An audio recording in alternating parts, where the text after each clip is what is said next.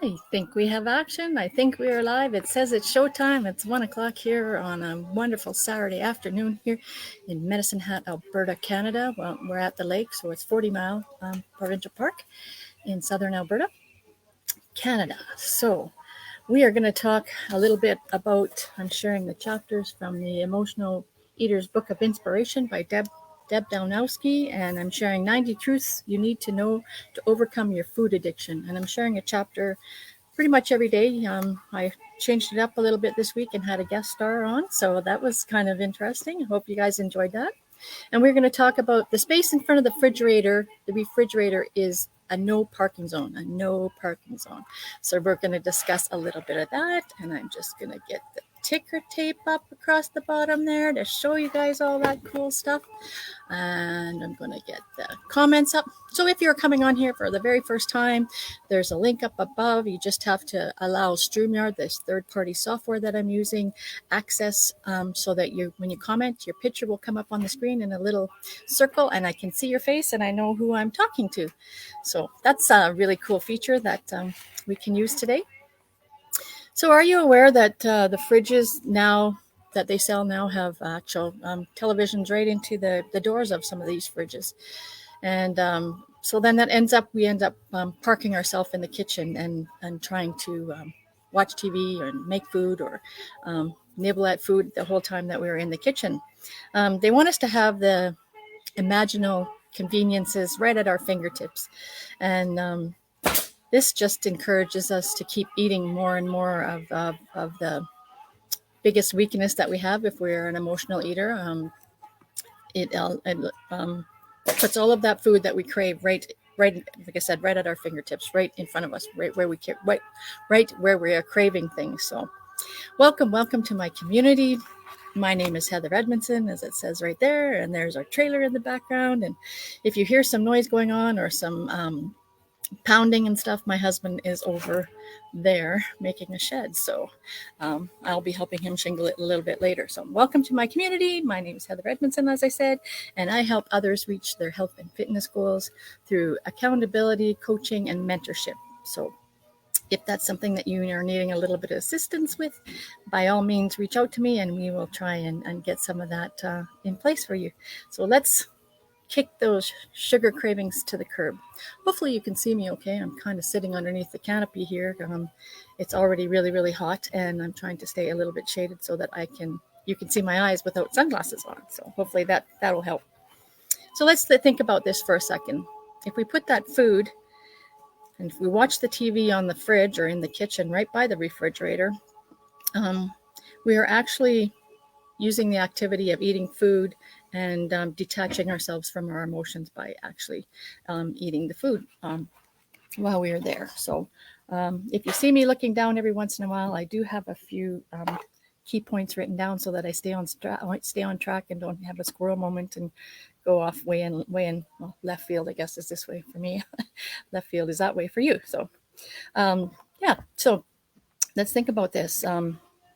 By putting that food right there in front of us and detaching our emotions, both the activity of eating it and the activity of sitting there in front of the fridge is detaching us from our emotions, and it makes us actually feel numb. Hello, David. Thank you for popping in here, my friend, and hopefully you're having a warm and nice day down there in Texas, all the way from Texas. That's awesome. Thanks for sharing some of your day with me. So, as I was saying, add the fridge holding all of their treasures and all of our vices that maybe take us off track and throw us a curveball. And like I said, it has all those wonderful and interesting things that can cause us to overeat. So putting the television and the refrigerator close together, or the new fridges that have the TV right built into the fridge, it makes us see the kitchen as another place of just an activity for a leisure activity. And what we want to do is actually keep our mind viewing the kitchen as a place that we prepare food, and that we don't actually sit there and visit or run to the fridge every time we actually have a temptation of the food sitting right there. So by having the fridge and those most valuable treasures, or the treasures that you enjoy eating in there, it gives us experience of feelings of joy and happiness, and sometimes even relaxation. And that's specifically what the kitchen was designed for. So like we said, we don't want it to become a place of leisure activity. So being right there in front of the fridge, or being right there in the kitchen, like I said, visiting, or some kitchens now have a nice big island counter with stools at it that you can do some activities or homework or anything like that. And it makes you just, out of the corner of your eye, you actually see the refrigerator and you think, oh, if I'm going to study, I need to just go over there and grab a bite of something to eat and make your jaw work while you're studying. So I found the same thing too when I went back to school, and I thought my jaw had to move so that my brain could work. So that it becomes an unconscious thing. You don't even realize that you're actually going to the fridge or to the pantry and grabbing that whatever. You do it unconsciously, and this is cementing that connection between the food and between your feelings. So to break that cycle, let's design a way that the fridge isn't going to tempt us so much. And like I said, having that TV either in the kitchen or by the fridge, you don't actually have to stand by the appliance. This is what I'm saying. This is the refrigerator is a no parking zone. You can't park your butt in front of it and just believe that you will stay away from those temptations that you have in there. And I have mentioned before, if you've never caught one of my lives before, I've mentioned before that try and think of your mouth as a store. And you only have it open at certain times, and it's not open 24/7. It's not a convenience store that you can just shove food in every 5 minutes if that's what you're doing or whatever. We need to take control of our eating habits, and we need to listen to our bodies and only give it food actually when we are needing it, and not just out of boredom or out of a habit. And we have Michelle Day here. Hello, my friend. Thank you for jumping in here today and spending some of your time with me. That's awesome. So we need to take control of our emotions, and we need to take control of our mind. And now you can hear my husband pounding on the roof of the shed. So hopefully that's not too much of a distraction. It is for me. So we want to not end up paying the price for eating those unhealthy foods, or creating that unhealthy habit of sitting beside the fridge and staring at the TV, or maybe doing homework right beside the fridge, and then just, like I said, unconsciously getting up and moving over to the fridge or to the pantry. I know a lot of us, since we've been going through this lockdown, a lot of the overeating is coming from basically just boredom. You walk by the counter, and I know a lot of people were baking and stuff while this was all going on. If you could get yeast and those type of things. I know my husband was baking all kinds of cookies and stuff. And so every time I'd go by the counter in the kitchen, I just grab a cookie. And the next time I go, I grab a cookie. And the next thing I know, I'd be eating 20 cookies. So I said, you have to stop baking.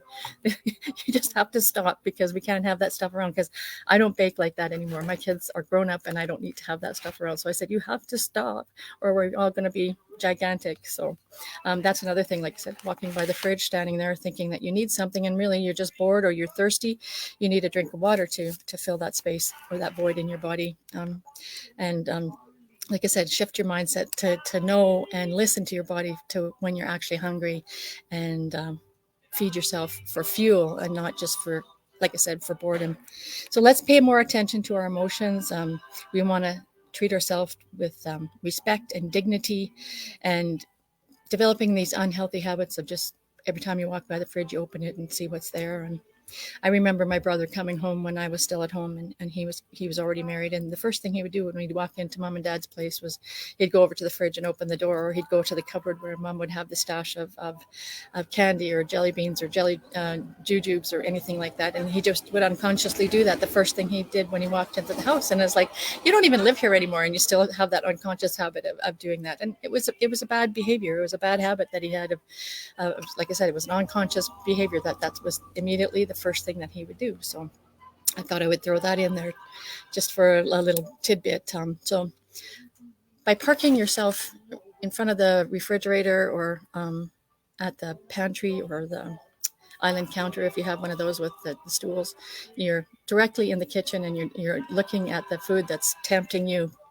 and it's your nemesis. It's sitting there. It's like I said, it's establishing a bad behavior, a bad habit, and we have to look at give ourselves a check-in, and how much is this behavior going to cost us in the long run?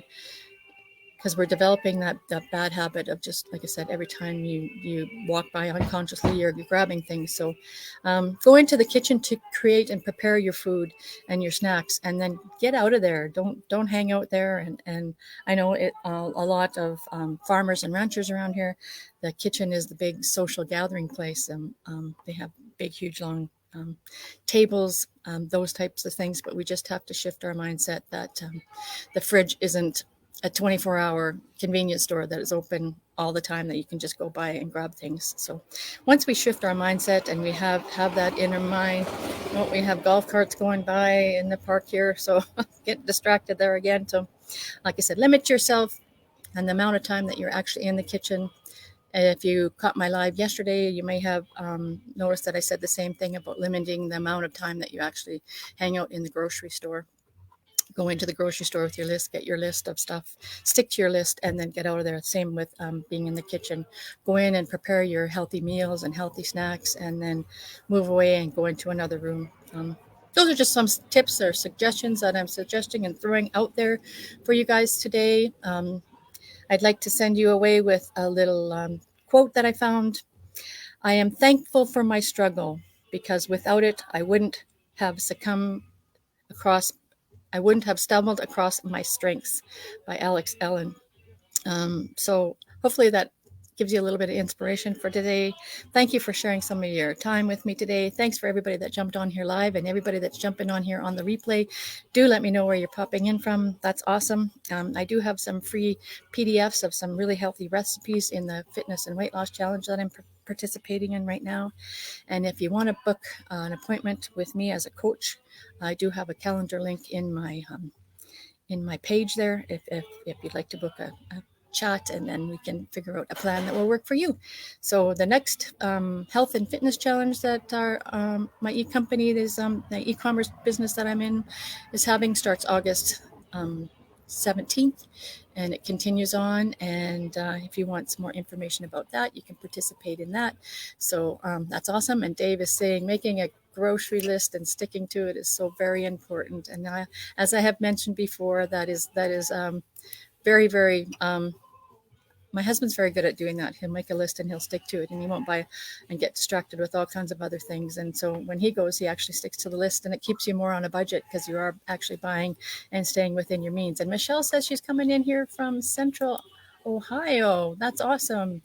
Very, very cool that with all this technology that we have nowadays, we can reach out to people all around the world. And it's a very nice way to make and get acquainted with people that I feel that are actually almost like family now, because we have been interacting for so long. So I wish you all a wonderful day, and I will be back tomorrow with some more tips from the Emotional Eaters Book of Inspiration by Deb Danowski, and I'll share my takeaways from it. So every day for 90 days, I'll be here. I'm also participating in my mentor's next 21-day Go Live video challenge. If you'd like some information about that and you want to reach your audience in a better way, my mentor gives you the topics to discuss every day for 21 days. So it's not something that you have to put a lot of thought into, and the doors are open for that, and registration is open for that right away. It's free, and she guides you along the way and shows you all kinds of cool technology that you can use through your computers and through your phones that a lot of people don't actually even know about. So I'll be here every day. That starts on September 19th, and I'll be there every day for that. So pop in and see me. Bye-bye for now. Have a good one.